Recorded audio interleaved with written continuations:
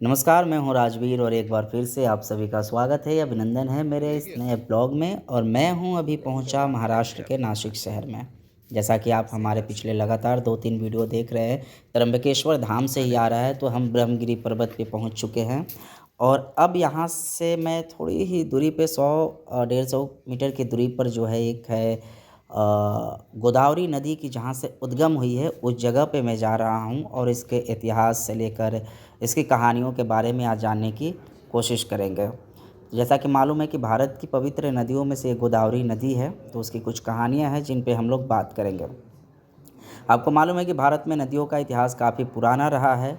सदियों से नदियों का पवित्र जल न जाने कितने लोगों को पवित्र करता आ रहा है और इस आवश्यकताओं को पूर्ति करता आ रहा है। धीरे धीरे समय बदल गया और लोगों के रहने का तरीका भी बदल गया, लेकिन नदियों ने अपना रुख नहीं बदला और आज भी निरंतर बहती जा रही है। ऐसी ही पवित्र नदियों में एक है गोदावरी नदी। जी हाँ, अन्य नदियों की तरह गोदावरी नदी का भी अपना एक अलग इतिहास और कहानी है। भारत में गंगा के बाद सबसे बड़ी नदियों में से एक गोदावरी नदी दक्षिण भारत की एक सबसे प्रमुख नदी है। इसमें दक्षिण गंगा भी माना जाता है। इसकी उत्पत्ति पश्चिमी घाट में त्रयंबक पहाड़ी से हुई है। मुख्य रूप से यह नदी महाराष्ट्र के नासिक जिले से निकलती है। आइए जानते हैं इस पवित्र नदी की अनोखी कुछ कहानी। गोदावरी नदी का उद्गम स्थान, ये जो त्र्यंबकेश्वर है, यही यही माना जाता है। ब्रह्मगिरी पहाड़ जो है, पर्वत, यही गोदावरी नदी का उद्गम स्थान है।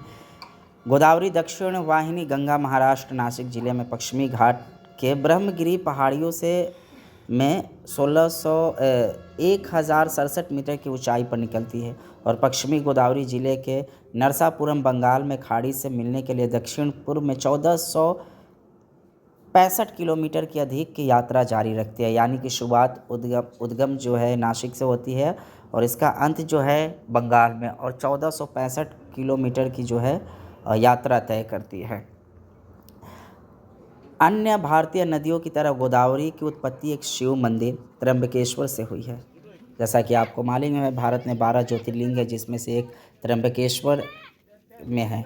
नासिक से कुछ दूर पहले ही चर्क तीर्थ नामक एक कुंड है, यहीं से गोदावरी नदी की उद्गम हुई है।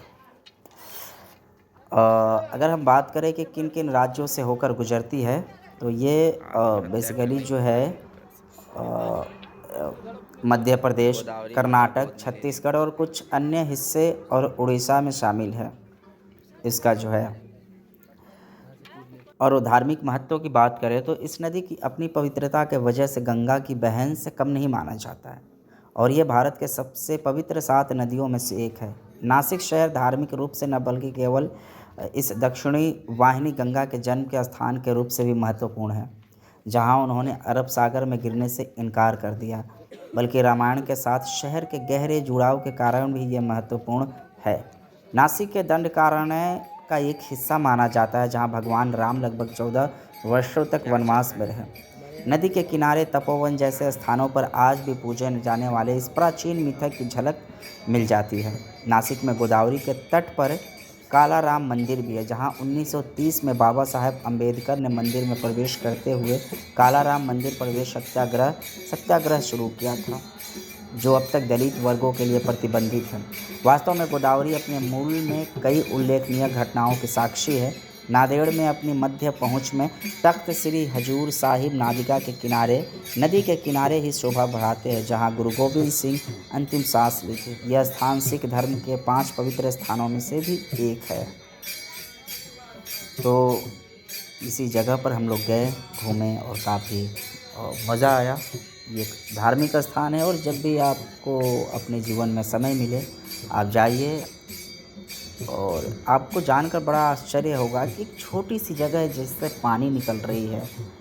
1465 किलोमीटर की यात्रा मतलब तय करना, बूंद बूंद करके पानी निकल रही है, उतनी बड़ी नदी कैसे हो सकती है, थोड़ा सा ये आश्चर्य करने वाली बात है, बट है। तो आप जाइए, घूमिए, काफ़ी मज़ा आएगा, बाबा का आशीर्वाद लीजिए। बाकी हमने जो चीज़ें हैं वो क्लियर किया ही है। मिलते हैं एक नए वीडियो में जल्दी। और गोदावरी नदी की उद्गम स्थान देखकर हम लोग जा रहे हैं एक अलग जगह। एक छोटी सी मंदिर है जहाँ पर ऐसा माना जाता है कि यहाँ पर भगवान शंकर की जटा है। तो अब हम लोग उस जगह पे जा रहे हैं भगवान शंकर की जटा देखने।